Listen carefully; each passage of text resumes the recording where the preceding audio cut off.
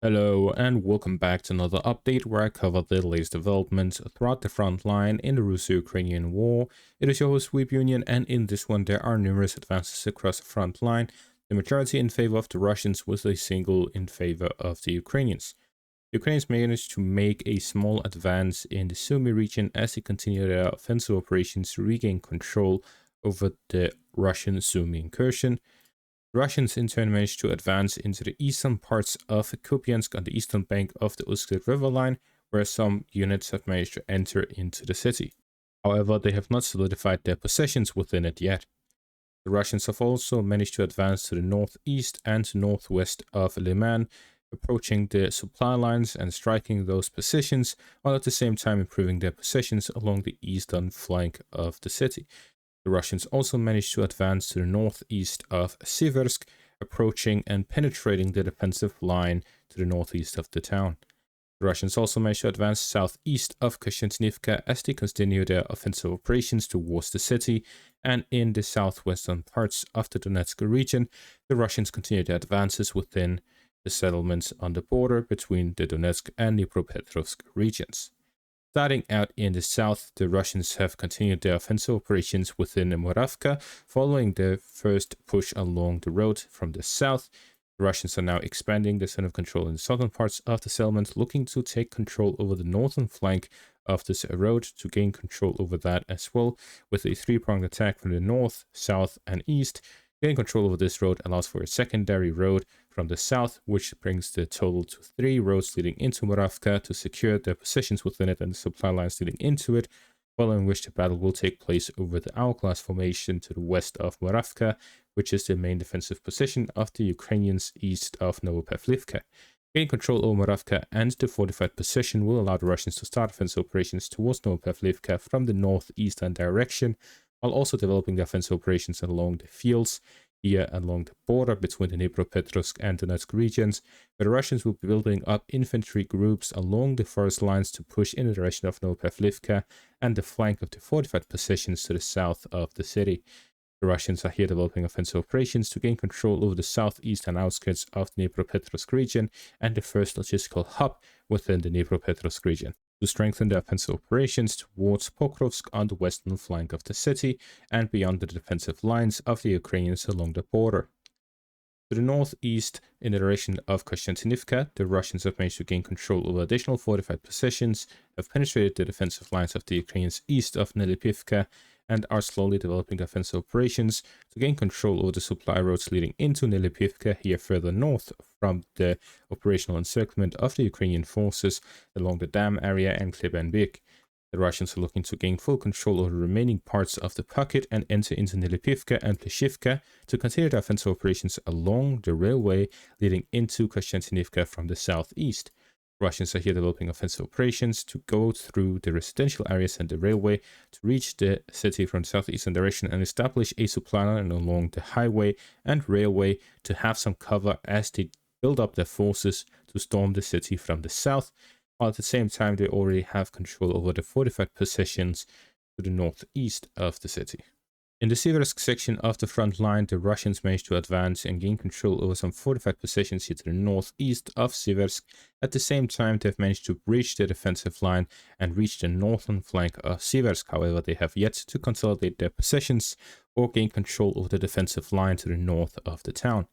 The Russians are here working on flanking the Ukrainian counterattack in the direction of Serbyanka to cut off their supplies, which will allow them to not just stop the Ukrainian counterattack, but also gain control over the northern flank of Seversk, the defensive lines, the supply lines leading into Serbyanka direction, and the remaining parts of the Serbyansky forest area east of the Shandre river line, which will allow them to strengthen the offensive operations on the northeastern flank of Seversk and start operations to storm the town itself. Getting control over Seversk will allow the Russians to develop offensive operations in the direction of Slovyansk and Kramatorsk from the eastern direction and launch offensive operations along the canal to gain control over everything east of it and south of the Seversk-Donetsk river, which will allow the Russians not just to strengthen offensive operations in the direction of Leman, but also the Slovyansk-Kostyantynivka line from the eastern direction and start the battles over these fortified positions on the northern flank of Chasiv Yar. At the same time, the Russians also continued offensive operations in the direction of Leman from Sarishne, where they have managed to reach the western outskirts of the settlement and are fighting over the fortified positions on the western outskirts of Sarishne. At the same time, the Ukrainians are pushing reinforcements into the settlement, which the Russians are striking as soon as they drop off the infantry into the first buildings.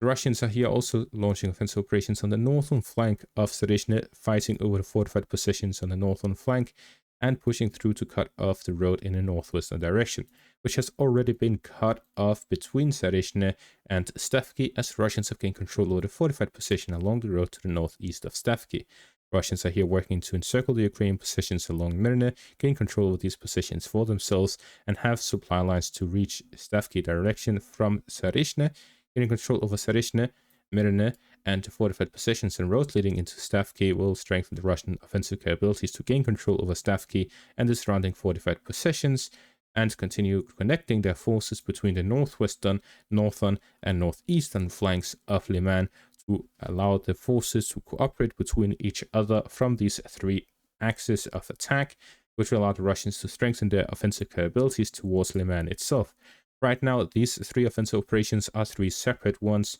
The northwestern one in the direction of Derilove, Sereshne, Shandre Holov, and Novoselivka, the northern one in the direction of Stavki and Mirne, and the eastern one in the direction of Sarishne and the Serbiansky forest area. The Russians gaining control over the ring road around the Leman will allow them to connect all these three separate offensive operations to one common offensive operation,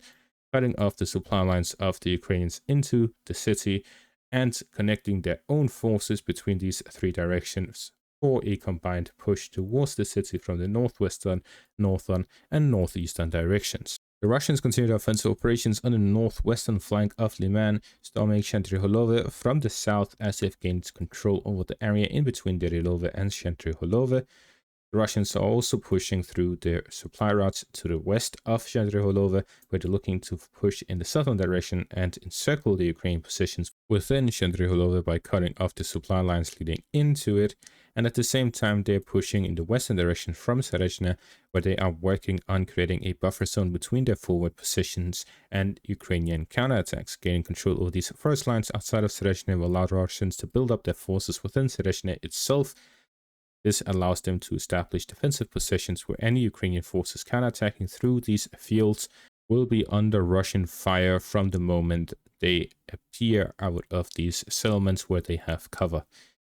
In the Copyansk direction, the Russians are launching offensive operations along the river line itself, crossing over and into the eastern parts of Copyansk. The Russian forces are here not pushing through the railway area of the roads from the north, which means that these crossings come from across the river line. The Russians are trying to establish themselves on the eastern flank of the Oskar river line to gain control over some positions within the eastern parts of Copyansk, to gain control over the bridge and the highway area between the eastern and western parts of Copyansk, and flanking the Ukrainian forces operating within the eastern bank of the river line.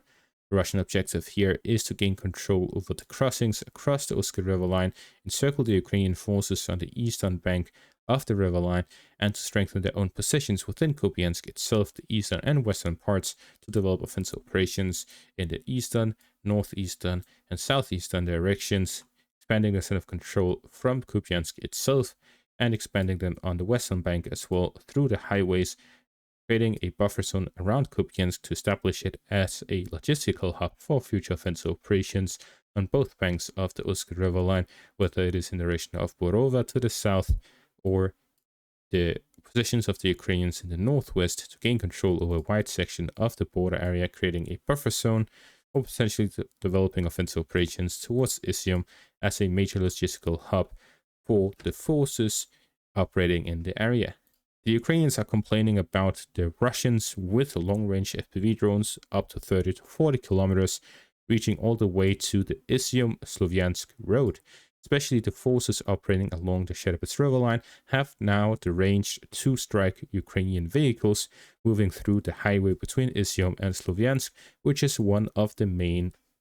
supply routes for the Ukrainians. The Ukrainians have two main supply routes for their forces within the Donetsk region from the Slovyansk-Kostyantynivka line. These supply lines is a railway that connects to Barvinkove and then onwards towards Slovyansk. This is a railway that connects directly to the city. Then there is the highway from Izium. The Izium highway supplies Slovyansk with trucks. These two supply options the Ukrainians have comes from rail and truck. The truck road, the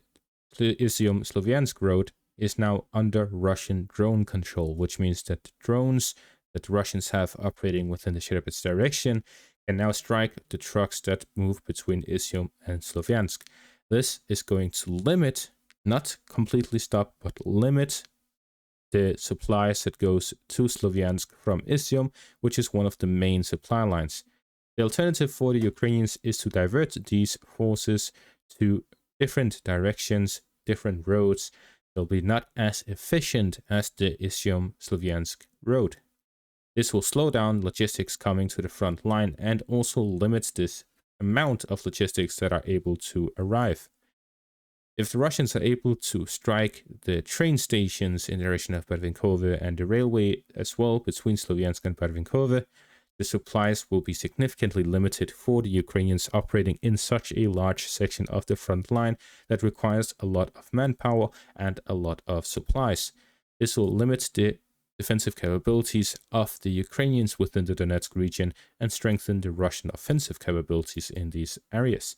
It will allow the Russians to increase their offensive capabilities in the area and to speed up the capture of the Donetsk region. Moving on to the Sumi region, the Ukrainians managed to make a small advance in the direction of Oleksivka, where they are attempting to gain a foothold in the southern parts of the settlement. The Ukrainians pushed through the forest lines here to the southeast of Oleksivka in an attempt to gain a foothold within the eastern streets of the settlement. The settlement itself is isolated from Varishne and Novomykolaivka. The Ukrainians have attempted to gain control over Varishne and push over towards Novomykolaivka to gain control over that settlement.